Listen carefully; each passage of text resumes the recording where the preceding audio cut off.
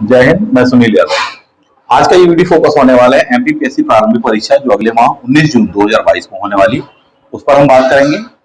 एक माह लगभग बचे हुए हैं, किस प्रकार से तैयारी करनी चाहिए, क्या क्या स्टेप्स उठाने चाहिए, क्या पढ़ना चाहिए, किस प्रकार से रिवाइज करना चाहिए, किस प्रकार से क्वेश्चंस बैंक लगाने चाहिए, टेस्ट प्रीवियस ईयर पेपर्स लगाने चाहिए, मॉडल क्वेश्चंस लगाने चाहिए और किन बातों का ध्यान रखना चाहिए ताकि हमारा एग्जाम क्वालिफाई हो, उन विषयों को लेकर के यह सीरीज हम शुरू कर रहे हैं। इस सीरीज का सबसे पहला वीडियो ये है ना। सीरीज में इसलिए कह रहा हूँ क्योंकि स्टेप बाय स्टेप इसमें बताएंगे, एक बार में सारी बातें बता पाना संभव नहीं हो पाएगा, काफी कुछ विषय होते हैं। तो टॉपिक वाइज टॉपिक आपको यहाँ पर बताएंगे और उसके रेगुलर वीडियो देने का प्रयास करेंगे। टॉपिक वाइज रहेगा आपका यूनिट वाइज, यानी यूनिट 1 और यूनिट 2। ठीक, एक बार में दो यूनिट, यदि कोई बड़ी ऐसी यूनिट लगती है तो एक यूनिट उठाएंगे और उन पर बात करेंगे साहब। चलिए तो इस पर चर्चा शुरू करते हैं। आज हम बात करने वाले हैं यूनिट नंबर 1 एंड 2 पर। रीजन ये कि उसमें आपको हिस्ट्री दिया हुआ है। हिस्ट्री का मतलब ये कि इंडियन हिस्ट्री दिया है, साथ ही साथ आपको मध्य प्रदेश का इतिहास भी दिया हुआ। तो इन विषयों को लेकर हम चर्चा करेंगे। देखिए, सबसे पहली बात तो ये है कि इसके लिए क्या पढ़ें, कैसे पढ़ें, किन किन तरीकों से अपन इसको तैयार करें। सबसे पहला विषय तो ये है, पिछले बार का पेपर 2020 का हो चाहे 2019 का पेपर रहा हो, काफी टफ पेपर था ना। बाहर थोड़ी सा यहाँ कंस्ट्रक्शन वर्क चल रहा है, उसके कारण साउंड वगैरह आता है, थोड़ी एडजस्ट कर लीजिए प्लीज। 2019 का पेपर आप देखें, 2020 का पेपर देखें तो थोड़ी सा टफ पेपर था। 20 का तो माशाल्लाह ही था और कई क्वेश्चन इस तरह के थे कि उनके उत्तरों को लेकर लगातार विवाद चल रहा है। और ये बात तो मैंने पहले ही बताई थी, इस पर विवाद होने ही वाला है और कोर्ट में जाएगा ये मामला, और आज तक चल रहा है। खैर, उन विषयों को छोड़िए, आगे भी जो भी स्थितियां बने, आपका प्रयास ये होना चाहिए कि हाँ, आपका एग्जाम क्वालिफाई हो और आप मेंस दें, इंटरव्यू दें, क्योंकि जो सरकारी प्रक्रिया वो अपने तरीके से होती है और वो रुकेगी नहीं, वो चलती रहेगी। द नेक्स्ट वन, तो हम यहाँ पर बात करेंगे यूनिट वाइज, यानी यूनिट नंबर 1 पर हम बात कर रहे हैं, प्लस यूनिट नंबर 2 पर बात करें जो कि हिस्ट्री पर फोकस होने वाली है। क्या क्या पढ़ें, कहाँ कहाँ से पढ़ें, कौन सा पढ़ना चाहिए, कौन सा नहीं पढ़ना चाहिए, इतने कम समय में क्या पढ़ना संभव हो पाएगा। मेरा सजेशन आपको ये है कि पहले भी वीडियोस में मैंने बताया है और अभी भी मैं बता रहा हूँ। फॉर एग्जांपल, जैसे हमारे नोट्स है, तो मेरा सजेशन तो ये है कि आपको नोट्स पढ़ना चाहिए। मैं आपको दिखा देता हूँ बुकलेट्स वगैरह, पार्ट 3 आपको अभी इस समय दिखा दे रहा हूँ, है ना। तो नोट्स आपको सबसे पहले पढ़ना चाहिए, ऐसा मेरा सजेशन है। मान लीजिए इनकेस आपके पास नोट्स फिर भी नहीं है, ठीक, और आपको लगता है कि नहीं आप जो चीजें पढ़ रहे हैं तो आप उनसे पढ़िए, बुक से पढ़ सकते हैं आप। बट मैं कुछ सजेशन देना चाहूंगा आपको। जैसे कौन कौन से सजेशन, कुछ बुक्स आप लेकर चलें साहब ji. The very first one is, आपको ये वाली बुक मैंने कही थी, नहीं है आपके पास में, इसकी हार्ड कॉपी आपको हमारे पास से मिल जाएगी, आप ले सकते हैं, इसका प्रिंट आउट मिल जाएगा। ओरिजिनल बुक नहीं मिल पाएगी, बट ये जरूर है कि हाँ, इसका प्रिंट आउट मिल जाएगा। ठीक, दूसरा, एंशिएंट, मिडिवल, मॉडर्न, इन पर काफी टफ क्वेश्चंस आए हुए थे। उसके लिए सजेशन रहेगा कि तीनों की आप एनसीईआरटी, यानी प्राचीन भारत के लिए रामचंद्र शर्मा वाली एनसीईआरटी, मध्यकाल के लिए सतीश चंद्र जी वाली पुरानी एनसीईआरटी, तथा आधुनिक के लिए विपिन चंद्र जी वाली जो एनसीईआरटी है, आप उसको पढ़ सकते हैं। ये काफी अच्छा कंटेंट है, देखने में लग सकता है कि हाँ, इतनी सारी किताबें आपको बता रहे हैं और इसके साथ में नोट्स भी बोल रहे हैं पार्ट 3 के संदर्भ में हम आपसे। ठीक, तो लग सकता है कि नहीं, ये तो इतना सारा है, क्या क्या चीजें पढ़ी जाएंगी। तो देखिए, आप में से मैक्सिमम विद्यार्थी काफी अनुभवी हैं, बहुत कुछ आपने पढ़ा हुआ है। कुछ नए विद्यार्थी होंगे, तो यदि वो भी प्रयास करें तो पढ़ सकते हैं, ऐसा नहीं कि बिल्कुल भी आपने पहले कुछ पढ़ा नहीं है। तो इन बातों को समझिए। रीजन ये है कि आप जो ट्रेडिशनल बुक्स पढ़ते रहे हैं, कौन कौन सी ट्रेडिशनल बुक्स पढ़ते रहे हैं उन पर भी अपन बात कर लेते हैं। फॉर एग्जाम्पल, ट्रेडिशनल बुक्स में यदि हम बात करें तो 2 ट्रेडिशनल बुक्स सबसे खास होती ही हैं। The very first one is, एक तो ल्यूसेंट पढ़ते रहे बच्चे, ल्यूसेंट जीके, और दूसरी एमपी के लिए, एमपी जीके के लिए बोले महावीर सर देख लेते हैं या पुणेकर देख लेते हैं, उससे काम चल जाता है। ठीक, इसके अलावा और भी हो सकते हो, बोले नहीं सर परीक्षा नाम अच्छी आई है, देख सकते हो, टीएमएस की पढ़ सकते हो साहब आप, उसमें आर्यन पब्लिकेशंस की देख सकते हो। ऐसे बहुत सारे हैं साहब जिनको आप देख सकते हो। बट इस बात को समझिए कि पिछले बार जिस टाइप के क्वेश्चन पेपर आया था उसने 60% से ज्यादा आपका कवर नहीं किया पेपर, और 70% कट ऑफ गया था पिछले बार जनरल का, मेल का। इतना टफ पेपर होने के बाद इस बार भी टफ पेपर रहेगा, इस बात को समझिए, क्योंकि मेंस भी टफ आया था। 2020 का, उतने ही टफ पेपर में 75% जाएगा कट ऑफ। पिछली बार 70% गया था, उस पेपर में 75% जाएगा। रीजन क्या है उसका? रीजन ये है, देखिए कि पिछली बार बच्चे प्रिपेयर नहीं थे, एक साइकोलॉजिकल वे में वो तैयार नहीं थे कि कैसा क्या पेपर आएगा। उनको लगा ट्रेडिशनल टाइप का पेपर आएगा, तो मोटे तौर पर वो पढ़ के गए, तो उतनी गहराई से नहीं। मेहनती बच्चे इस बार काफी अच्छे से मेहनत करके जाएंगे, तैयारी करके जाएंगे, गहराई से पढ़ के जा रहे होंगे, पढ़ चुके होंगे। तो इसीलिए ऐसे बच्चों की संख्या कम से कम 500,000 तो मध्य प्रदेश में होगी ही होगी सारे, और मेन कंपटीशन उनके बीच में ही होता है। समझने वाली बात यही है। तो उतने ही टफ पेपर में 70 की बजाय कितना जाएगा? 75। अब इस तरह के पेपर को बनाए कैसे साहब?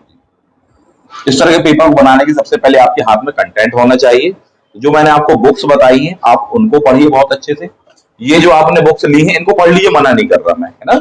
आप इनको पढ़िए, आपने पहले भी पढ़ी हुई है, और भी इनके अलावा कोई लग रही है आप उनको अपना लेके चलिए, क्योंकि वो आपकी पूंजी आपने पहले से पढ़ा है। बट मेरा सजेशन है कि आप जो बुक मैं बता रहा हूँ उन्हें भी देख लीजिए। आपका जो सिलेबस है बहुत बिखरा हुआ सिलेबस है। पता चला हिस्ट्री 2 सेक्शंस में दी है, एमपी वाली कहीं दी है, मध्य प्रदेश भारत वाली कहीं दी हुई है। ज्योग्राफी के संदर्भ में मध्य प्रदेश की अलग दिया हुआ है, उसमें से भी सारे सेक्शन नहीं है। पॉलिटी में भी भारत की राज्य व्यवस्था अलग है, मध्य प्रदेश राज्य की राज्य व्यवस्था अलग है।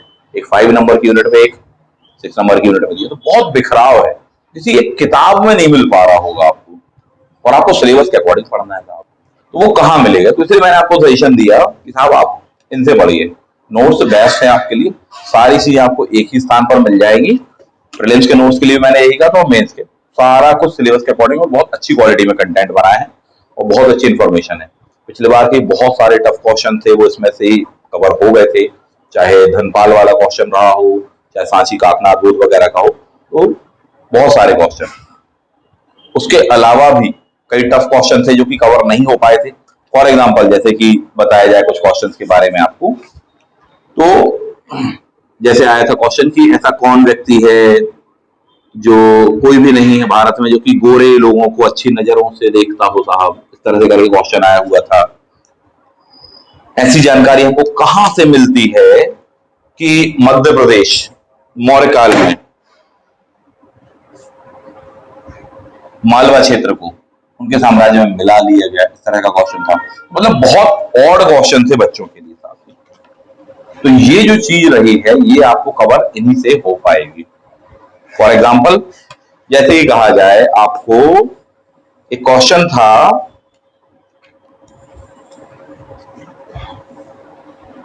सांची वाला और ये वाला, कि किसके काल में मौर्य काल को मिला लिया गया। तो ये मैं पहले भी बता चुका हूं आपको, यहां दिया हुआ है, आप देख सकते हैं, एमपीपीएससी 2020 लिखा हुआ है, ठीक। बुक्स में भी दिया है, नोट्स में भी दिया है, और इसके पहले और भी जो इस प्रकार के टफ क्वेश्चन आए हैं वो कहीं ना कहीं इन्हीं से कवर हुए हैं।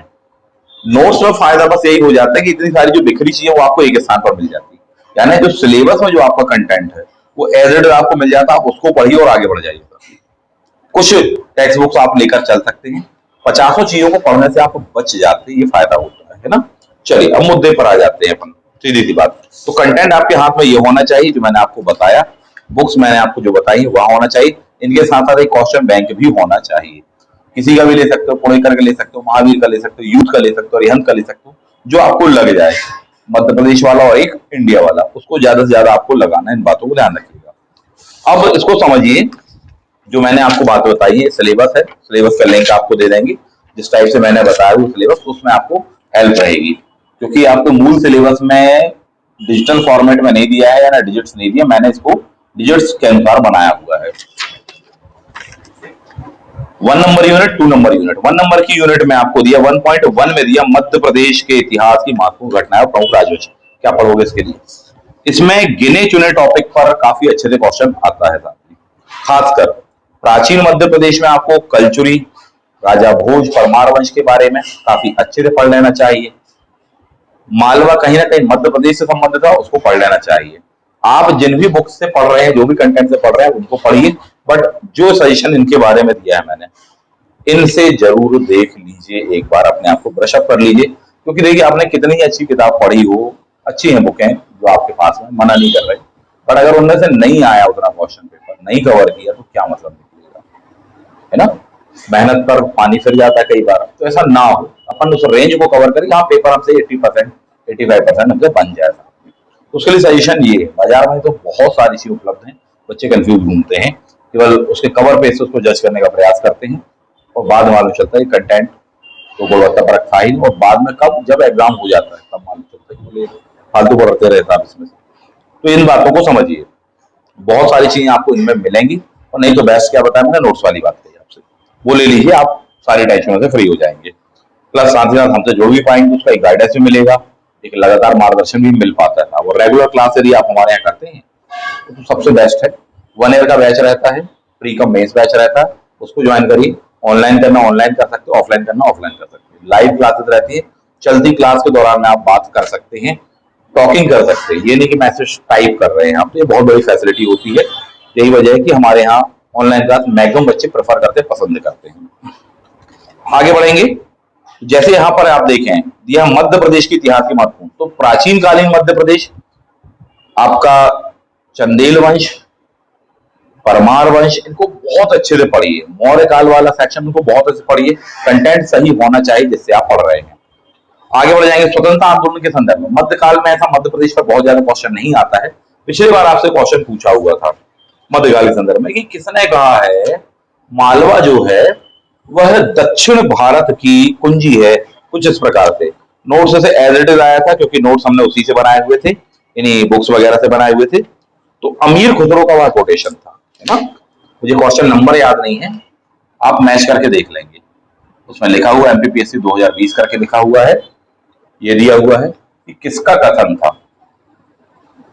कहने का आशय ये बार बार आपको क्यों दिखा रहा हूं, देखिए आपने जो पढ़ा है उसमें से लेंदी क्वेश्चन नहीं बना पा रहे हैं तो फिर कोई मतलब नहीं रह जाता पढ़ने का। आपकी मेहनत तो पूरी लगी हुई बट कवर नहीं हो पाया, तो इसलिए मैं आपसे कह रहा हूं जो अच्छे विद्यार्थी, अब ये जरूर प्रश्न नहीं बोले सर इतने कम समय में, तो मैं पहले भी बताता रहा हूं, पहले भी मैंने मार्गदर्शन दिया है, नहीं पढ़ पाए जाने दो, अभी भी समय है, 1 माह का समय बहुत होता है, इनसे पढ़िए साहब, ठीक है। प्लस मॉडर्न इंडिया पर आ जाइए, मिडिवल में मुगल कालीन संस्कृति को लेकर है, साहित्य वगैरह को लेकर, स्थापत्य को लेकर है, उनको बड़े अच्छे से पढ़िए, चाहे पन्ही वाला क्वेश्चन रहा हो, चाहे मुआसरे आलमगीरी बुक्स वगैरह रही हो, थोड़ी सा एक स्टैंडर्ड का क्वेश्चन था। इवन पूर्व मध्यकाल में भी इस बार आया हुआ क्वेश्चन था कि सिंध पर जब आक्रमण हुआ तो राजधानी क्या थी, देवल लगा के आ गए थे कई बार बच्चे, तो दिक्कत हुई थी उनको, और बड़े आराम से पढ़ने के लिए आपको मिल जाता, मैं पहले भी उस बात के लिए एविडेंस दे चुका हूँ। द नेक्स्ट वन, मुगल कालीन संस्कृति, मुगल कालीन समाज, इनको जरूर अच्छे से पढ़िए, एनसीईआरटी से रिवाइज करिए, ठीक, नोट्स में से पढ़िए, सब कुछ दिया हुआ वहां एक ही जगह पर। मॉडर्न पर आ जाइए, मॉडर्न मध्य प्रदेश के संदर्भ में, मॉडर्न मध्य प्रदेश में आपको सबसे पहले तो 1857 का विद्रोह बड़े अच्छे से दिमाग में चढ़ा लीजिए, क्योंकि वो सिलेबस में है आपको। दूसरा, मध्य प्रदेश में विद्रोहों से संबंधित जितने भी जनजाति व्यक्तित्व हैं उनको बहुत अच्छे से देख लीजिए। पिछले बार पूछ लिया था टंटिया भील का मूल नाम, बच्चे अटक गए था टंटा भील, ठीक। मॉडर्न इंडिया में आर्थिक विकास, अंग्रेजों के काल की औपनिवेशिक व्यवस्था, इन टॉपिक्स को बड़े अच्छे से देखिए। नेशनल मूवमेंट वाला सेक्शन को थोड़ी सा देख लीजिए। कथन कारण पर क्वेश्चन आए, पहले फैक्ट पर क्वेश्चन आते थे, लेकिन इस बार क्या किया, कथन कारण पर क्वेश्चन आए।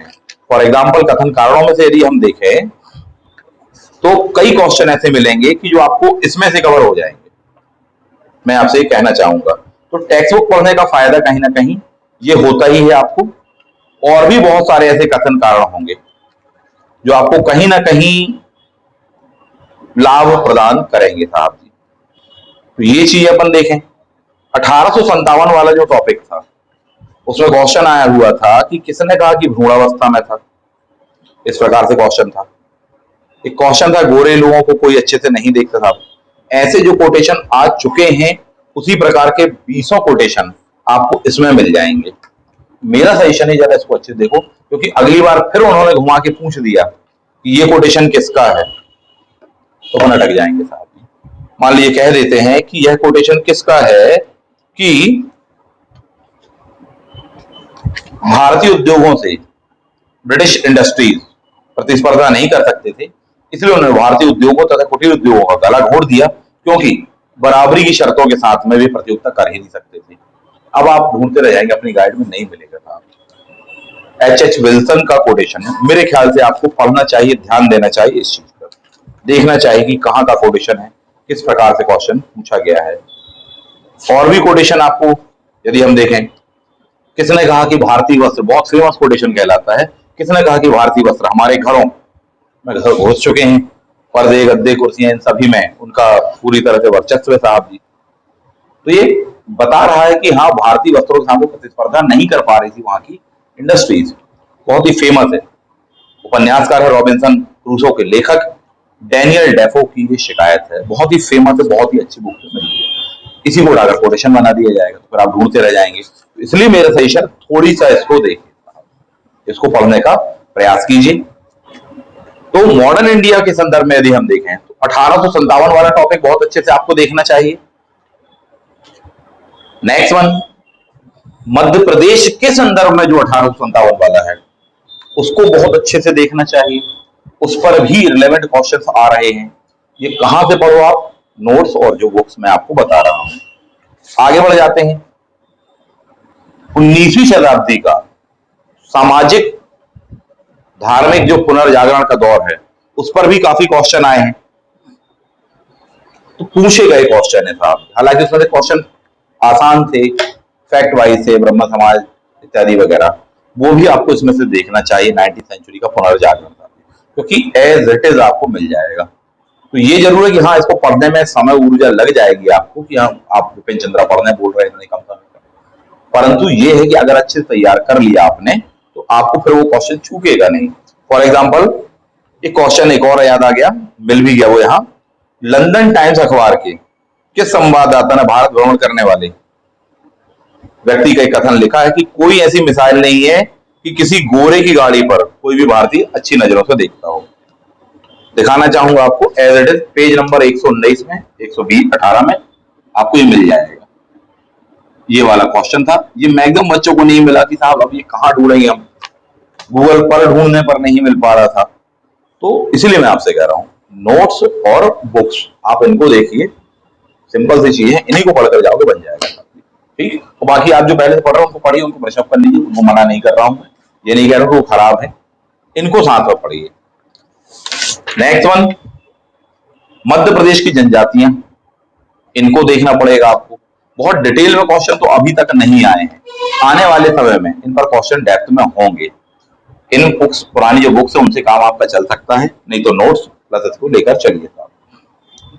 मध्य प्रदेश के प्रमुख लोक संगीत, लोक साहित्य वगैरह, इन पर कोई टफ क्वेश्चन नहीं थे, आपकी ट्रेडिशनल बुकों से काम चल जाता, 60% के अंतर्गत थी जो बात मैंने आपसे कही। तो आप जो पहले से पढ़ रहे हो उससे काम चला सकते हो, नहीं तो नोट्स में सब लाइन से दिया हुआ आपको, एक एक चीज दी हुई है, कुछ भी पढ़ने की जरूरत नहीं पड़ेगी आपको।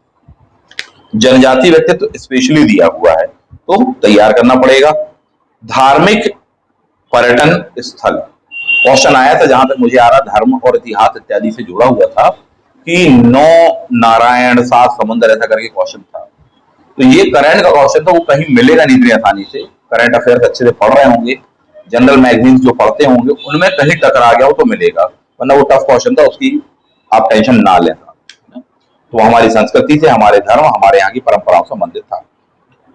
नेक्स्ट में जाते हैं, बाकी जो भी टॉपिक हैं वो नॉर्मल टॉपिक हैं, आपने जो पहले से पढ़ के रखा उससे काम चला सकते हैं, नोट से चला सकते हैं।